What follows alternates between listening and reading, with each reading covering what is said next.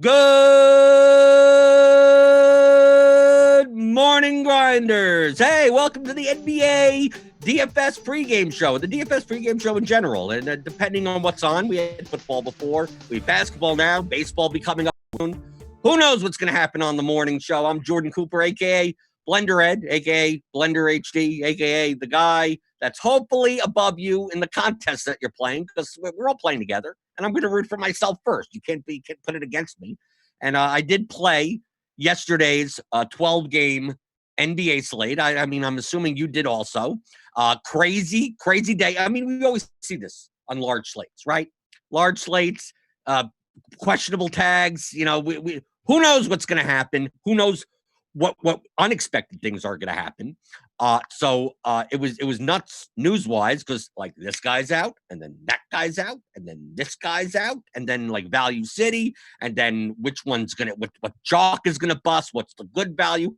Then you have to weigh the difference between the values. So it's very interesting for GPP, especially on a 12-game slate, when we get much more condensed ownership due to the fact that there are a lot more value players, inefficiently priced players, due to last-minute injury news and players not playing.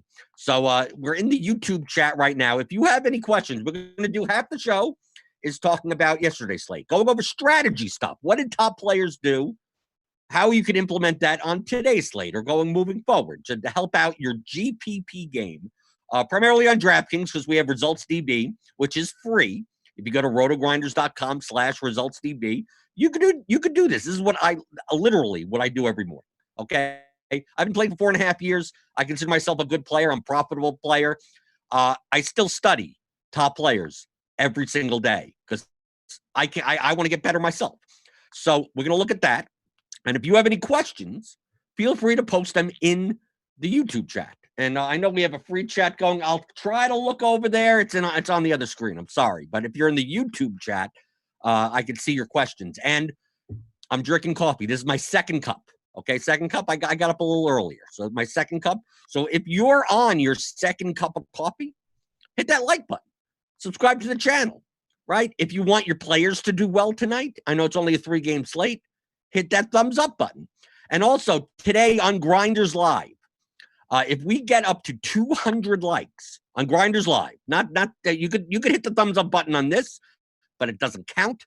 I don't know why they didn't. I don't know why I'm promoting this. I want you to hit the thumbs up on this. But at 5:20, Grinders Live, if we get up to 200 likes, they're going to make one of the Roto Academy videos that I did like maybe 2 months ago or so, completely free on YouTube on Friday. And that video was me and Britt going over my complete MME process. So from start to finish of how I built for whatever slate that was in, through lineup HQ, what I looked at, what I did, what my exposures were, what my groups were, what everything was.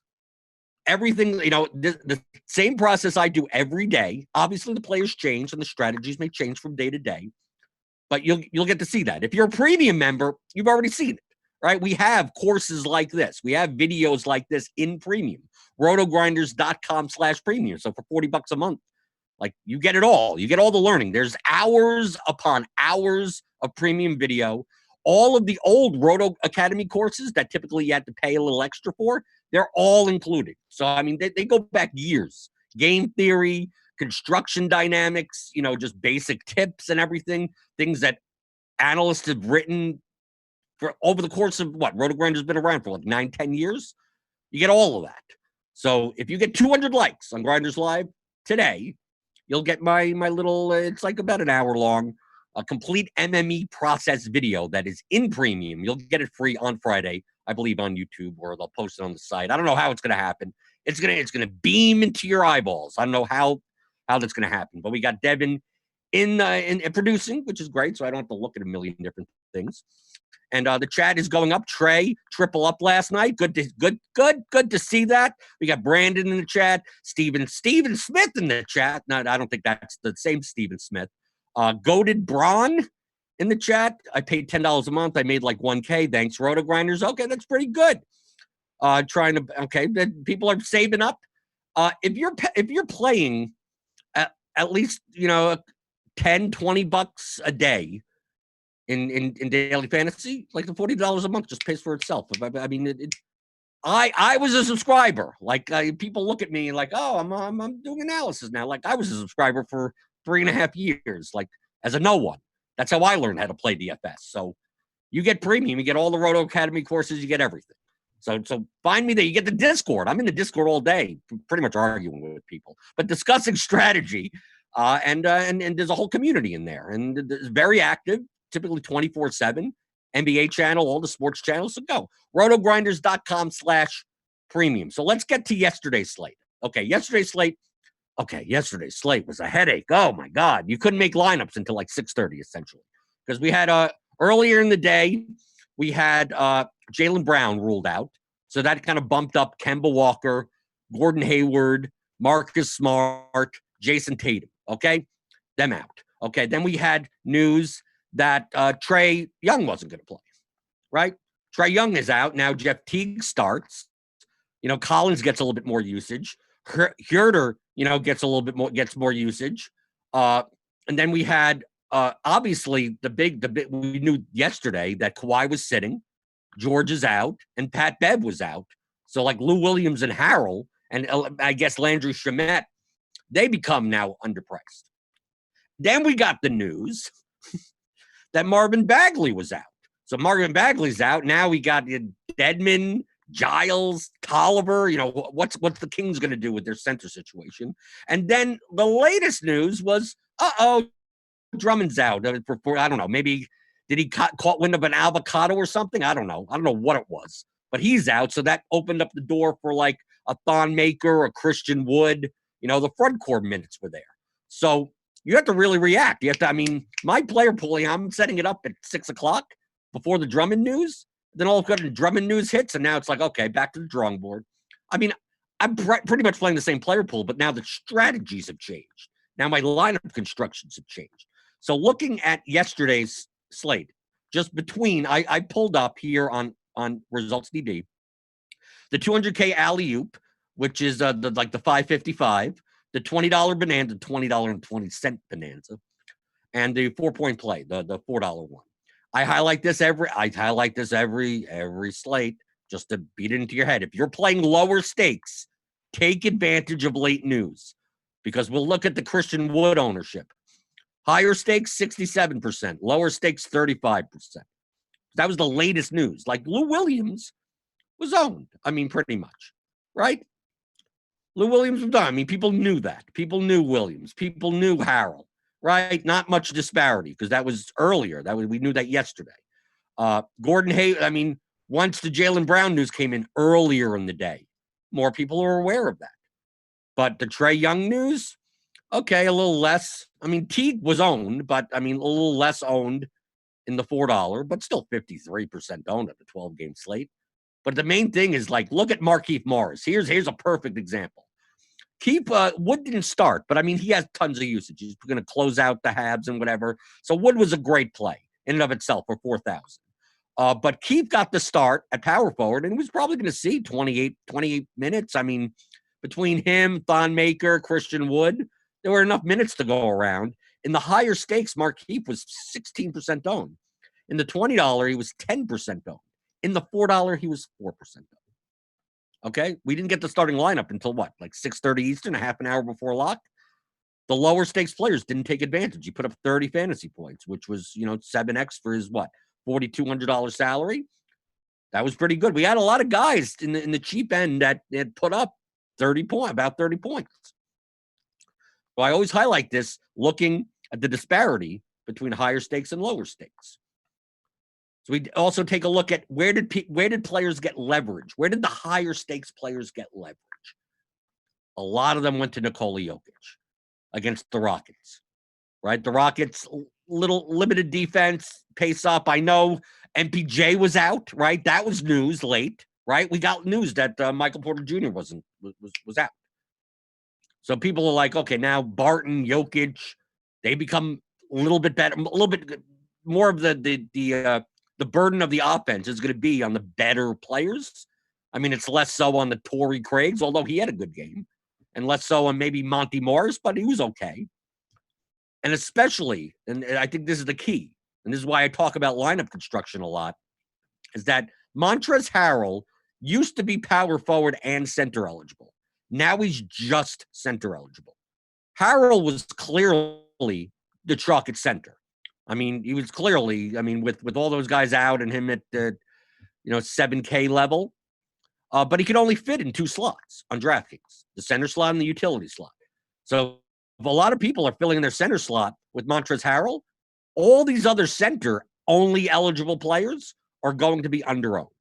So that's why, and especially the expensive ones, because we had guys like Wood, who's eligible at center. We had Markeith, I believe, is eligible at center. Nerlens Noel, we got the Steven Adams news.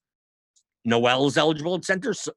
Dedmon, with Bagley out, was eligible at center. So like those higher price, like the Townses and the Jokic's, those types of guys, even Aldridge eligible at center, Siakam eligible at center, we're going to go underowned because there's no spots to put them in.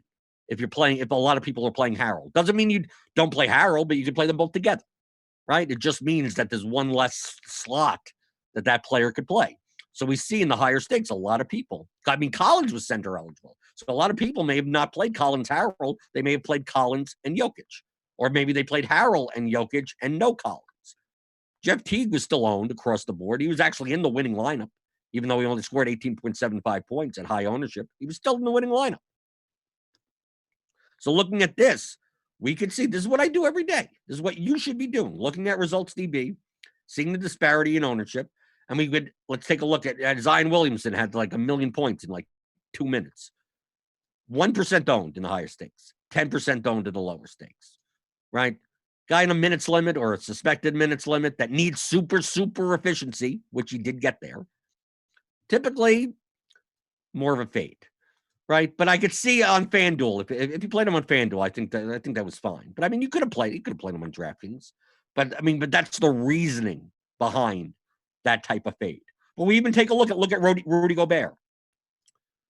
Like I said, high price centers, very hard to fit in. Higher owned at high stakes, he got 52 points. Lower owned at lower stakes. Not a humongous disparity, but it's there. So you could go through and look and see who people played, what stakes levels, that type of thing. And then we could let's go to the $20 bonanza, the $20.20 bonanza, because they want to be cute, right? Well, it's 2020. Let's add 20 cents to it. So now it looks, how many total entries? I need to get change back. I don't want to feel like I need to get change back from the person at the register. Like, oh, here's 2 dimes, and you just kind of put it in your glove compartment or something. Why can't I just make it $20? I don't need the cutesy. So I pulled up a couple. I pulled up about 7 top players, GPP players, ownership percentages. And we see across the board, I sorted by average field, the ownership. So even though Lou Williams didn't put up like a GPP relevant score, 34.5 at high ownership, take a look at Williams and Teague. Neither Williams and Teague really was like necessary, right? They were still high owned. So like Giant Squid, 89%. Super Me, 85%. Utica was under, but 54%, 74%. Papa Gates, 98%. The winner, Ergberg, 84%. Look at Teague. Super Me was the only one to go significantly under. Like really, like a fade Teague. But for the most part, look at this. Look at the Ergberg won and locked him in. Dexter, nearly a lock. Papa Gates, Vebwo, Giant Squid still had him in nearly 50% of lineups, which is a little underweight, but still half of 150 lineups. Same for Gordon Hayward. Look at Gordon Hayward. Didn't do it. He was a snowflake at 23.25. Papa Gates primarily faded him.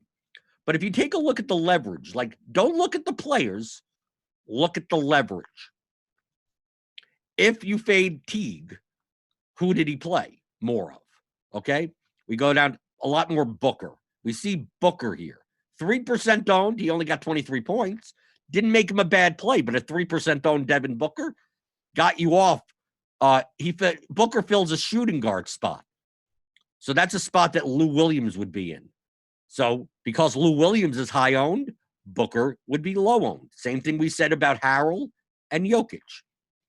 We see one of the things that I did yesterday is took advantage of the scarce small forward position.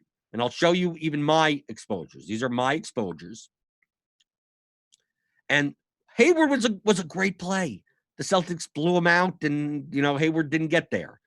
But through my exposures, I noticed that as far as plays were concerned, like small forward there were no like value plays at small forward. There's no one that really fit in small forward that I wanted to play that was cheap.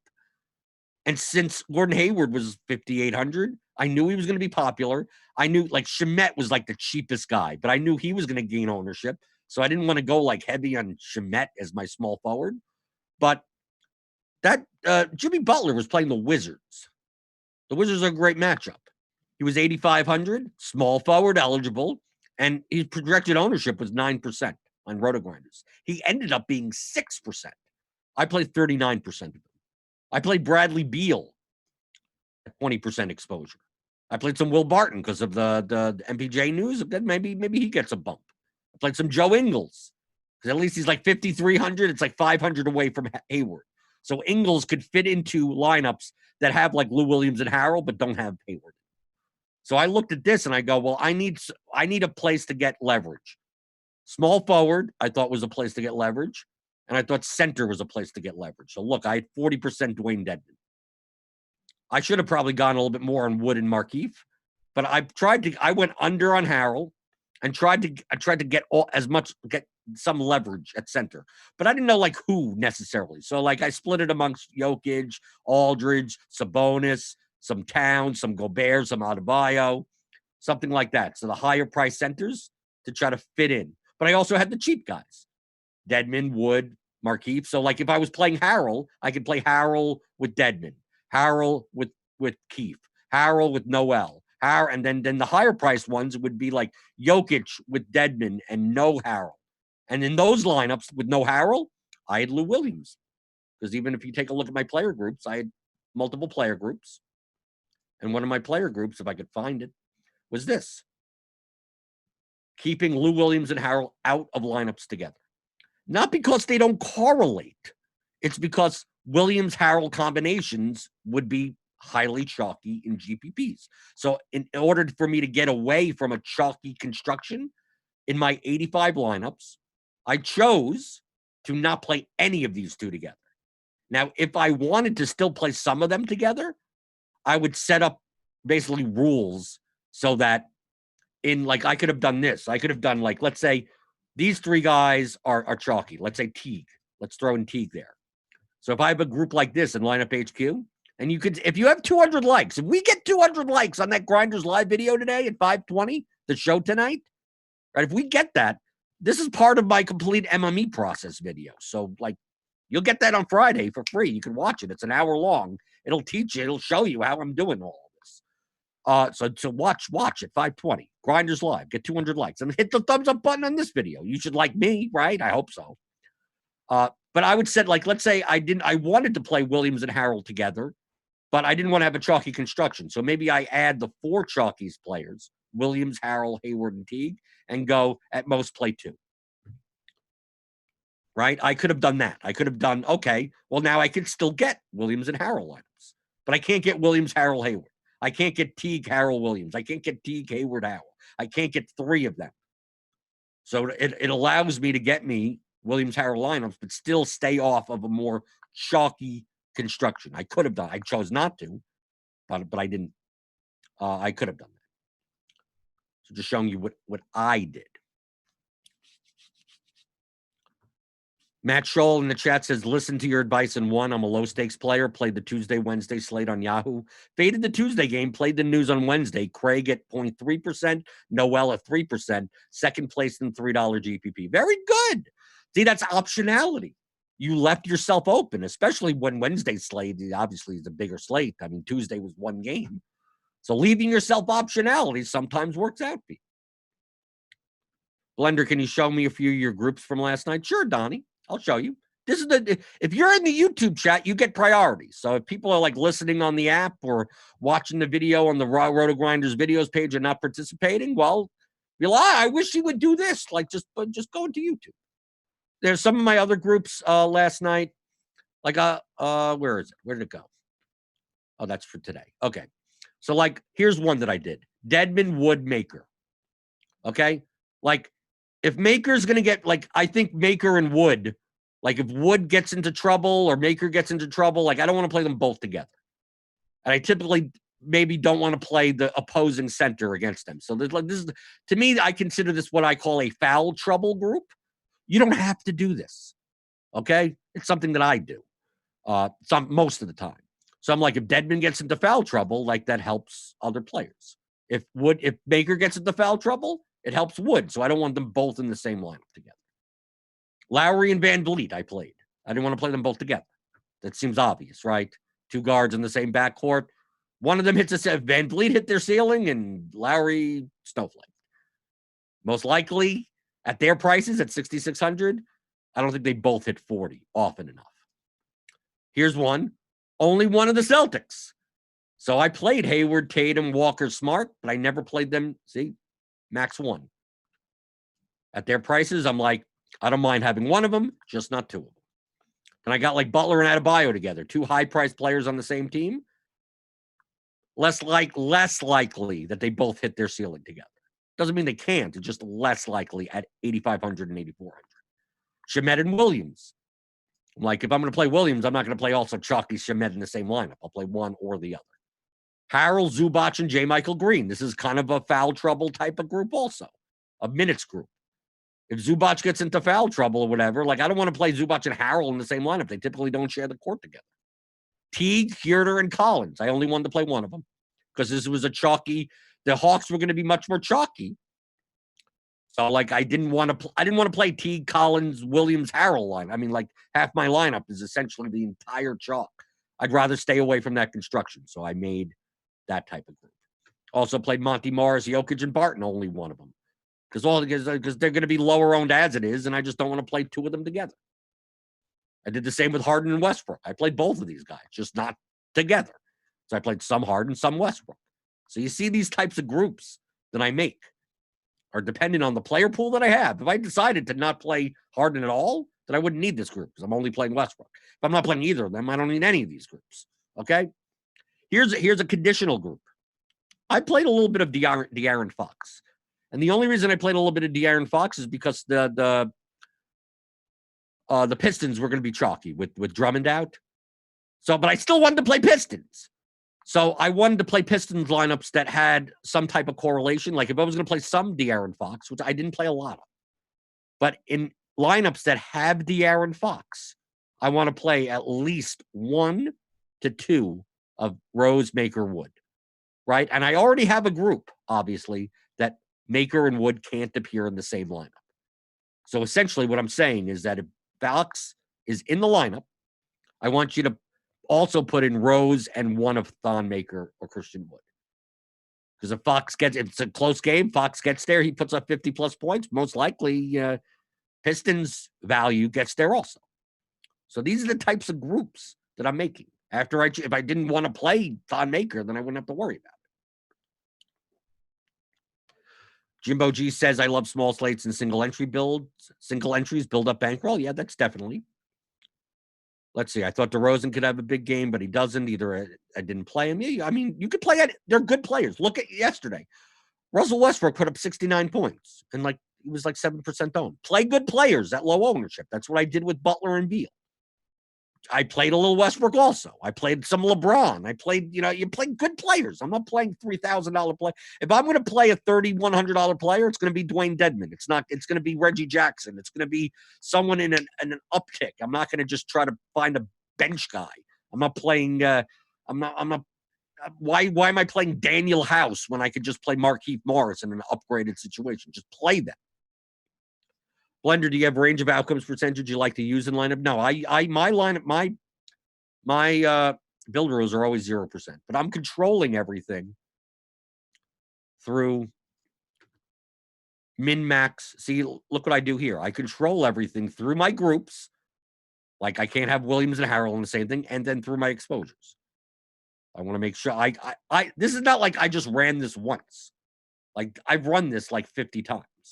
So like this is the final of what I've uploaded. But I've run this and go, whoa, I have way too much of this guy. Or, whoa, why am I getting too much of this? Or I scroll through some of this and I go, oh, I don't like the way this combination looks at. So then I go through and I rebuild and I rebuild and I rebuild. But this is the type of process that you could see in that Roto Academy video. If you have premium, you can see it right now. Just go to rotogrinders.com/premium, sign up, $40 a month. You get the whole library, whole video, and every library from Roto Academy. And Grinders Live tonight, 520. You get up to 30, 200, 230. 30 is too low. 200 likes on that video, you get it for free on Friday. So you can watch it on Friday. You better be around on Friday if we get 200 likes. And like and subscribe right now, right? My coffee's getting cold. Do it for me, because as this show goes on, my coffee gets colder, and then it's a waste. I hate cold. I don't mind iced coffee, but I just don't like lukewarm, and it's getting cold coffee. So do me a solid and hit that thumbs up button for the fact that my coffee is getting. It's okay. It's lukewarm, but within 10 minutes, it's not going to be good. But leverage is what you should be looking at. Like, I was building lineups based on leverage because it's a 12-game slate and people are going to go under own. So that's why you see like Devin Booker. I mean, take a look at who are we going to? Like the winner, Ergberg. Look at his strategy. Just lock button Teague. Screw it. John Collins, 86%. Big stands. Hayward was a dud, right? 23.25. He was 46% owned. The winner of the $20 Bonanza had 73% of them. Those liners were dead. He won with the other 27% of his lineups. He had Ben Simmons, 43, kind of semi-pedestrian, right? He had bad players in this, but he also had 33% Bradley Beal, double the field. He had more than double the field of Derrick Rose's 47, right? John Collins, he had him in 80. He had 3 times more the amount of the field than John Collins. John Collins went up at 67. He had way overweight positions on guys that were like you needed. So that's why he won. He took big positions. If we take a look here, who faded Teague? So let's say Superman. Like, he went under on Teague. But if you notice, let me take a look. Where is he? Who played Goodwin? Someone did that. Okay, no, it was Giant Squid. So in Giant Squid's exposures, he went under. He still played tons of Teague. Okay? He didn't full fade pretty much. He didn't go way like Super Me. 48%. So, like, if you're going to fade Teague, who are you going to play more of? Right? He played enough of Collins, but he played a lot more Herder. So, look, Herder, 18%. Well, he played 35, but he went under on Teague. Because if Teague doesn't do well, maybe Herder does. But also maybe Brandon Goodwin. Brandon Goodwin was 1% owned, put up 28 points. He beat Teague. So looking for where the direct leverage on a player. He also did the same thing that I did. Played a lot of Dedmon. If it wasn't for the fact that Drummond was ruled out yesterday, which made Chris Wood a better play than Dedmon and Noel and Zubac and those guys, Dedmon would have been higher owned. But because of the news, Dedmon got lowered ownership. Now, Keefe. Look how many of these guys. Look how many. Keefe was 10% owned. Tons of sharp players played Keefe. I mean, they played Wood also, but a lot of people also made lineups with Markieff Morris. They also, guard with Lou Williams being chalky, players tried to find guard leverage. Giant Squid played Lowry a lot. Played a lot of Kemba. Played a lot of Westbrook at 7%. Now, Lowry didn't get there, but that was the strategy. Like, other people didn't go to Lowry, but other people went to Booker. Look, James Harden, 36%. Vevlo. Like, we could see, if you sort in results DB by just the field percentage in the contest, you look for these blue boxes and see where they kind of got a lot of leverage. Booker, Thon Maker. They said a lot of people are going to take Wood. I'm going to take Maker. Reggie Jackson playing the cheap guard. So like Reggie Jackson, 65%. Teague, underweight. You can't fit it. Hayward, Gates 16%. So where is his small forward leverage? Small forward leverage. Let's take a look. Small forward. Who else is small forward eligible? He had some Beal. He had, that's power forward. Here, Ben Simmons, small forward eligible, 32%. Who else is small forward eligible? He's not small forward eligible. Anyone else? No small. Who's that 11% down there? 11%. Kent Bazemore. Ooh, Papa Gates went to Baze, a cheap small forward. Langston Galloway. Now he's only guard eligible. But you see, I'm looking for where do they try to get leverage? Where do they get correlation and leverage? Not who did they play? Who did they think was going to do well? But how did they build lineups for large field GPPs that maximize their chances of winning, depending on the ownership and construction and all that stuff? So going back to the chat. So we're going to get into today's, I mean, it's only a 3-game slate. So I figure, how much time can I necessarily spend on a 3-game slate with initial projections and who knows? Who knows what news is going to happen? We don't know. So going back into the chat, if you have any strategy questions or you want to see anything, I'm an open book. So ask anything. I mean, I saved my build from yesterday. If you wanted to look or ask questions or anything, I had some lineups get close up there, but not all. I wish I played less Hayward. I was trying so hard to play as much small forward and get Hayward out of lineups. The thing that I didn't realize, I make mistakes also, is that I also didn't realize that Hayward was power forward eligible. So, I think had I noticed a little bit more, I was so concerned that Hayward was going to be in small forward slots that I was just I didn't realize the power forward ownership would also affect him. So I think I would have played, if I would have, instead of capped my Wood, Keith, and Maker exposure at 1535, I could have gotten less of them. If I would have switched this up to 50 and Keith up to 50 and Maker up to 25, if I would have done something like that, I probably would have gotten, if I would have maybe put Sabonis at 25 or Aldridge, or instead of even doing that, leave them at 20s and just upped Collins to 25. If I would have and then generated this, Hayward would have bounced from 58% exposed to 40. 18% of it would have been gone because I would have been able to fit cheaper guys into power forward and not into small forward. I mean, he's in mostly small forward spots, but I mean, he's also appeared in power forward slots. So there's a little construction mistake, little multi-entry that I wasn't, especially with late news. You're just trying to react as much as possible. Can't wait for this Blender book. Okay, it has nothing to do with RotoGrinders, but I'm still in the process of writing it. Blender, how did you combine these groups with your min-max exposures to successfully getting up so much of someone like Jokic? Well, because I was playing, I mean, I was, look how little Harrell I had. I had 26% Harrell. Who else, how else am I going to get that? I mean, I only had 19% Jokic. It's not like I had a ton of him, but he was single-digit owned, right? How much more do I need? I mean, I was just looking. I didn't know what center would be the center that goes. I wasn't targeting Jokic. I was just targeting high-price centers. So that's why I included high-price centers into my pool, and I let the projections dictate where they went. As long as I was getting 5% of each of them, I didn't care. Whether it be Towns, because they're standalone. I don't care. Gobert, Towns, Bam, Aldridge, Sabonis, it's they're not correlated really with anyone. I mean, I'm not playing many people in those games or anything. So it's just a matter of I'm going to just put them all at 5%, include them in my pool. I'm going to cap Harrell's, I'm going to cap higher. I want more of the lower price centers. And then I saw I was not getting enough Harrell, and I was fine with that. What's a good percentage to put for players if you like them? It depends on the builds that you're making. According to Philip Galvan in the chat. Remember, I don't like players. I'm just telling you how I play. Maybe other people do. I literally don't predict outcomes. I just look at all I do is I could take off the name column and just look at this projections and ownership column, which is for premium.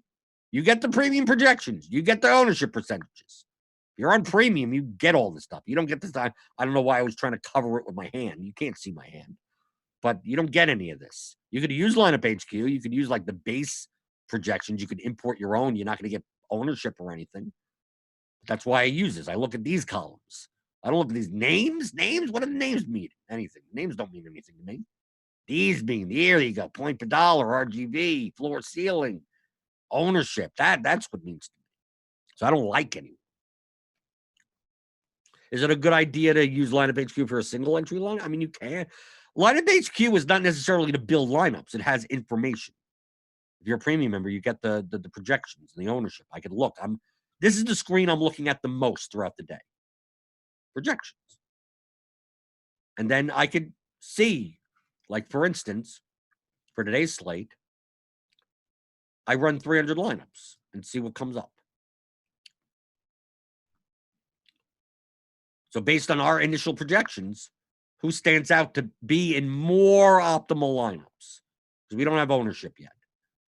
So I see the construction based on our projections currently. It's only 11:36 in the morning. Has Whiteside, LeBron, Beal. Like, where's Kyrie? Kyrie doesn't show up as much. Kevin Love shows up more than Kyrie. Where's Luka? 2%. So based on our projections, the pay-up options, most likely for like a chalkier median build, cash-ish, probably currently is a LeBron Whiteside type of build. A Beal LeBron Whiteside. A lot of Ariza, some Joe Harris. I'm not saying that won't change throughout the day. But that's what I'm looking at. I'm like, okay, based on optimals, who looks like better probability plays? But the difference between the probabilities could be like very small. So that's why, like, you take like 1 minute off of Joe Harris and maybe he doesn't appear in 68%. Maybe he only appears in 12%. So like, it's really thin edges, especially on a 3-game slate. What are your thoughts about Washington being on a back-to-back overtime loss? I have no thoughts. Maybe they play well. Maybe they don't play well. It's Cleveland. I mean, the Cavaliers are horrible, right? The news that I want to hear throughout the day, I want to see the 1:30 injury report. I want to see the 5:30 injury report. I want to see if Beal is on it. I just want to see if he's on. Maybe if they list him as probable even. Or, I mean, I just want to see how they're going to handle Bradley Beal on a back-to-back. I think at his price on DraftKings at 7,700, 30 minutes is still fine on a 3-game slate. But, I mean, that's the news. Is he going to sit? If they list him as questionable, then now we can start talking. Because that's a little bit more of a sign that they're going to list what they're going to do to go around the injury reporting thing. They're going to list him as questionable at 1:30. Then at 5:30, they're going to list him as doubtful. And they're going to make up some type of thing. They're going to say that he tweaked his nose, right? They're going to make up something. Load. They're not going to call it load management. It's going to be something sore or something or other, right? Something like that. So I think that's the sign I'm looking for. I mean, that's the first game. We'll know. That's the first game of the 3 games. We'll know that. So it's not like it's, I need to wait. But I mean, that to me, that's what I'm prepping of. Is Beal playing on a back-to-back? I think he does, but I mean, who knows? Who knows? Who cares what I think? I'm just some schmuck in a room. What do I know? Kingsley Ga asked, why do you want to cap your wood exposure? Big T win. Well, you have to decide. Understand, your decisions are your own. We saw, look at that. I mean, we saw people make heavy positions. Erdberg, lock button, Teague, Super Me, barely any. Both are good players. Christian Wood, lock button. 32% Bebo. These are all good plays. You have to make a decision on the slate. Unicow, 50% Kemba that died. Does it make it a bad play? No. Chose to make lineups differently, but also had a lot of rows.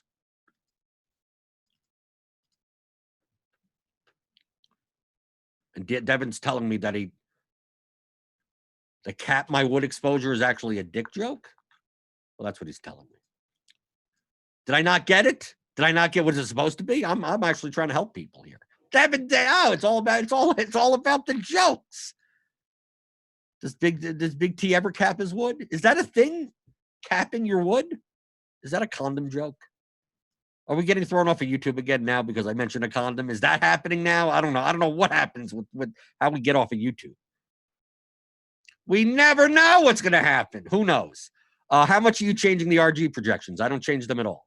I only change them like in desperation if I'm getting like way too much of a guy and like no matter what my exposures are for some reason, it's just still giving me too much. I'll like just decrease it. Like in this, like if it's like, oh, I'm getting way too much Thon Maker. Let me just give him 20 minutes.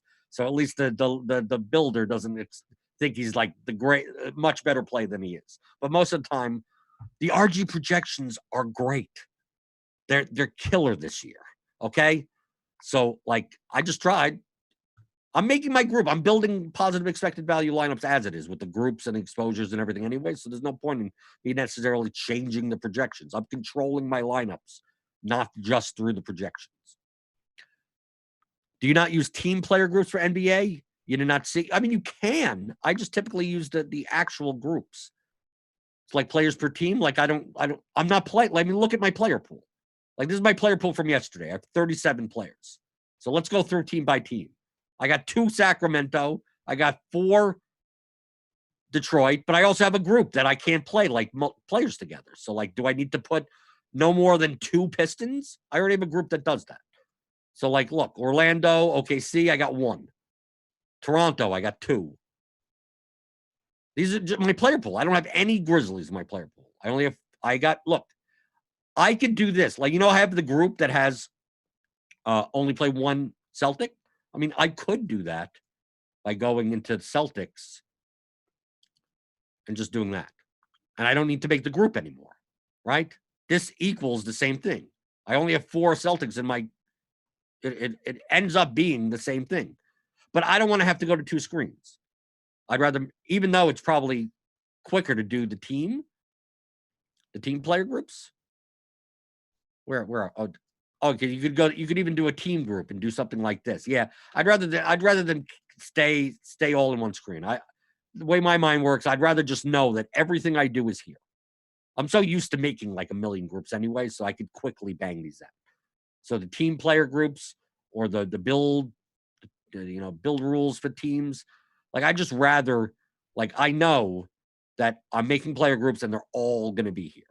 So for whatever reason, I need to change something. Maybe I go in and maybe I want to play more than 1. So I could just go in and just go dink and then make a build. Or I could go, maybe I do want to play Lowry and VanVleet together. I just disable them. So I don't have to go to multiple screens and then wonder what's working and what's not working. Blender, do you think AD sits today? I have no idea. Why don't we just wait for the news? People ask me questions about predicting the future. I have no idea. Make a lineup. I mean, we have what on this slate? What time are the games? So the Washington-Cleveland game is 7. LA game is 8, and 10:30 game is whatever. Late. 10:30. Make lineups that only have LeBron in it. Make lineups that have AD in it. I mean, play for a situation. I'm assuming we'll find out by 5:30. AD, at least, is he questionable? Anything? I mean, is he on the injury report? I mean, he probably is on the injury report. Beal questionable for tiled glute. Do we see that Beal is questionable? Is he on the injury report? Can we check that? They don't have an injury report, right? I'm going to bring up. You could always go to the official NBA injury report. Are the Wizards? Where are the Wizards? No, I mean from yesterday. No, he's not on the official injury report. We'll see at 1:30 p.m. Eastern. That's why I don't bother predicting this stuff. Who knows? It's 11:45 in the morning. Do you do more cash games or GPPs on smaller slates like this one? I just play less volume. A lot of times in GP, it depends. It really depends on what I feel like. The overlap in cash games is much higher on smaller slates. Even though yesterday was a 12-game slate, but with all the value, I mean, like the lineups just made themselves. Typically on smaller slates, I play just less volume. It doesn't mean I play any differently. Maybe instead of playing 50 lineups in large field, maybe I only build 3 hand-built lineups for mid-stakes contests. But I think volume-wise, I'm just playing less because the edge is smaller with less options. So Take that for what you want. I'm not going to play my normal cash volume on a 3-game slate. Because a lot of times it's just coming down to like, did you play, let's see, on this slate, did you play Isaiah Thomas? Or did you play who else? Or someone, or did you play the Harris? Did you play Harris? Or did you play Bertan? I mean, like, it comes down to like 2 shooting dependent guys, and whoever shoots the best, that's the double up. I mean, on a 12 game on larger slates, I think there's more disparity, or at least more of an edge. Even if the lineups are duplicate, I mean, even though we see, people playing similar lineups, like, those are typically the sharper people anyway. Vegas has injury reports also and spreads total. Well, do they have their own insider injury reports? I don't get those. Tell me where to get those. I don't know. I'm not going to react to news until the news happens. And if I'm going to build lineups, I'm going to build lineups as if a certain news item. So I don't try to predict. So maybe earlier in the day, maybe I want to go, well, what happens if Davis sits? What happens if Beal, I think Beal is the better option. So right now we have Beal in for 32 minutes. But if we go to Washington, we sort by RGB. Like if Beal sits and let me bring him down to 0 minutes, like most likely we have to kind of give out 32 minutes. Okay. So maybe Bonga. I'm just doing this. Don't take any of these minutes. That's why we have a projections team. Tuttle is on the projections team. Noto, Meansy, Jamino, SBK. They know what they're doing as far as doling out minutes. Me, I'm just kind of throwing it around. So maybe we need 32. So there's 29.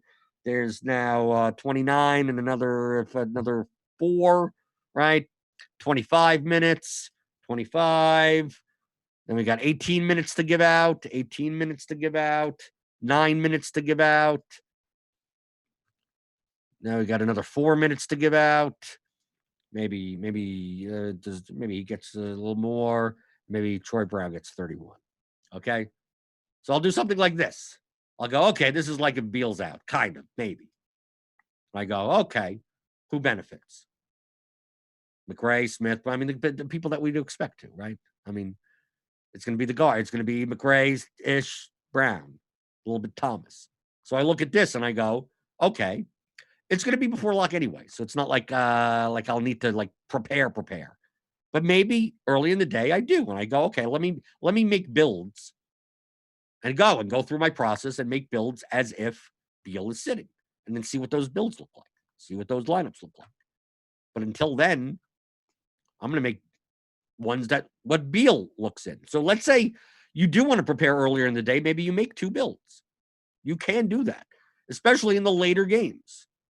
So although we'll get the Beal information, I mean, before lock, I mean, it's the first game.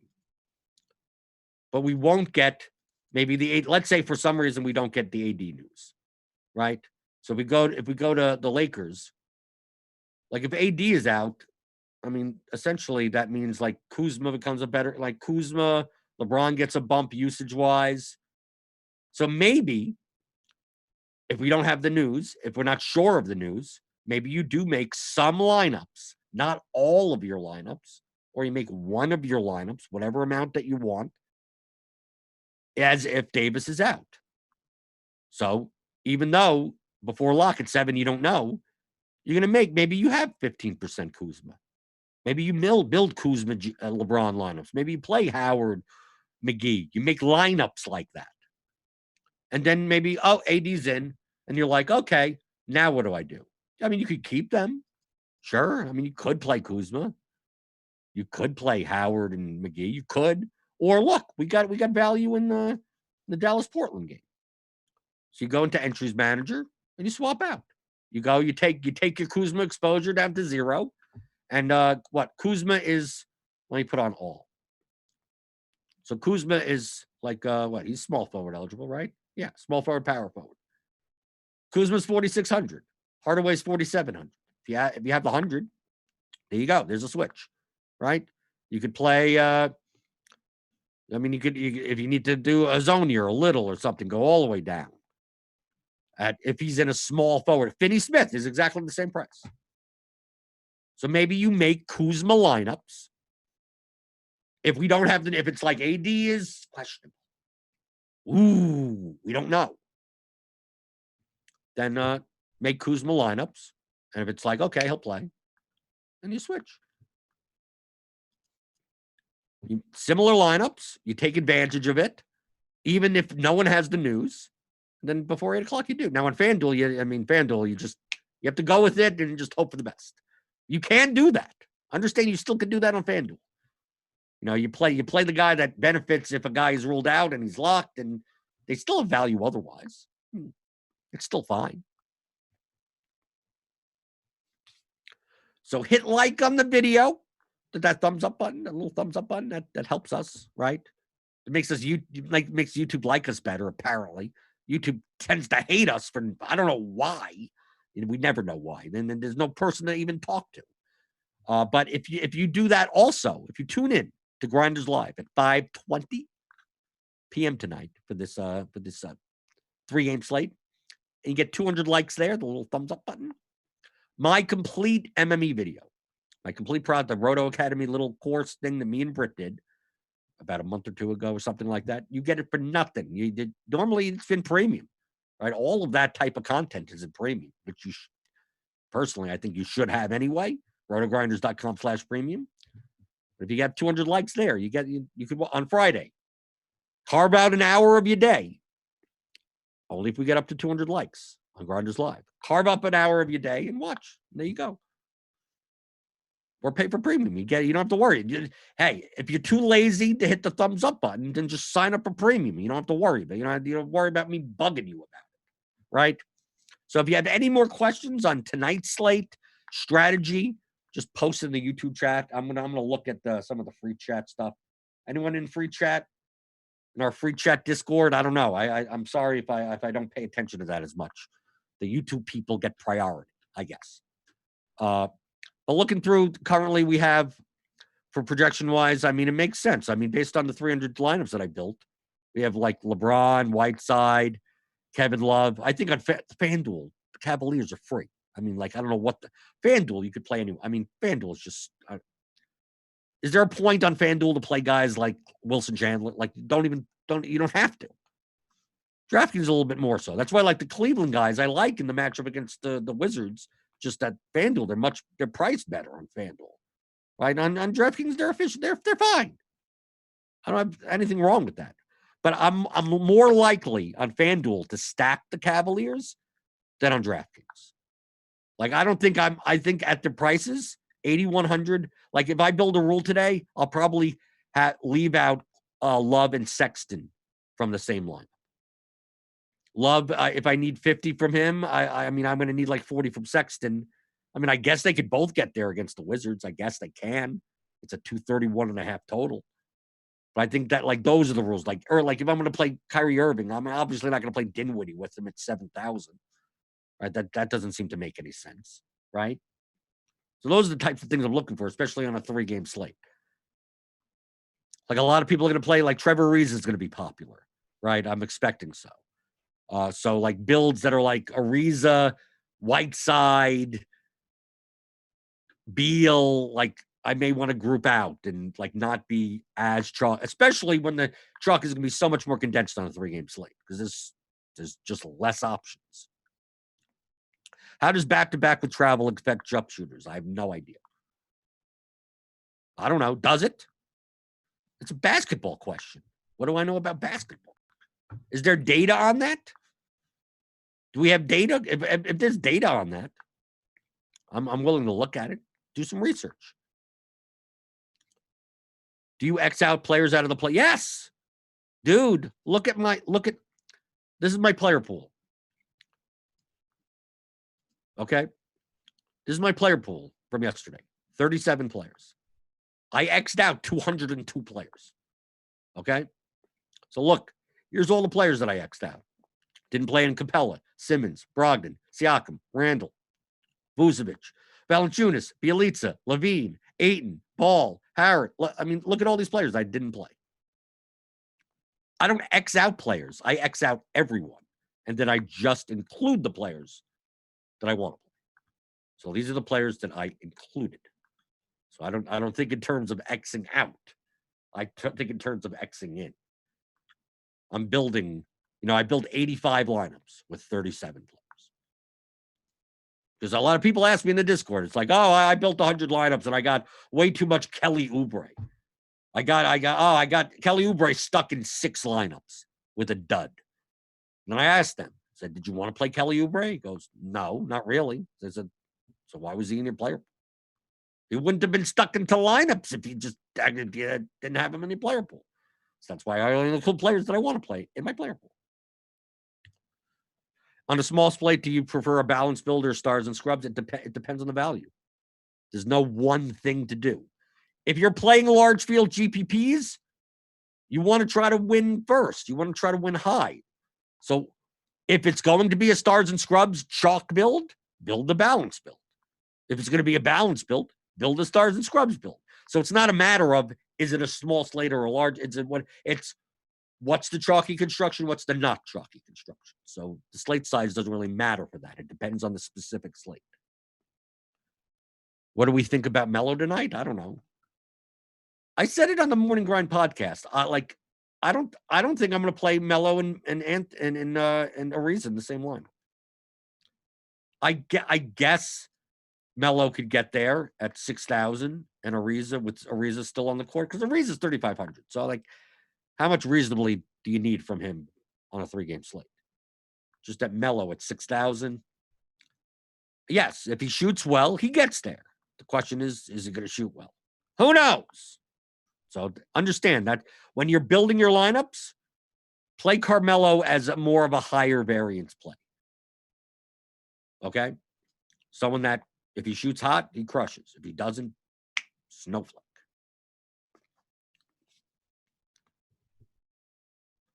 Watch the video. He X's them all. And I literally, this is what I'll do.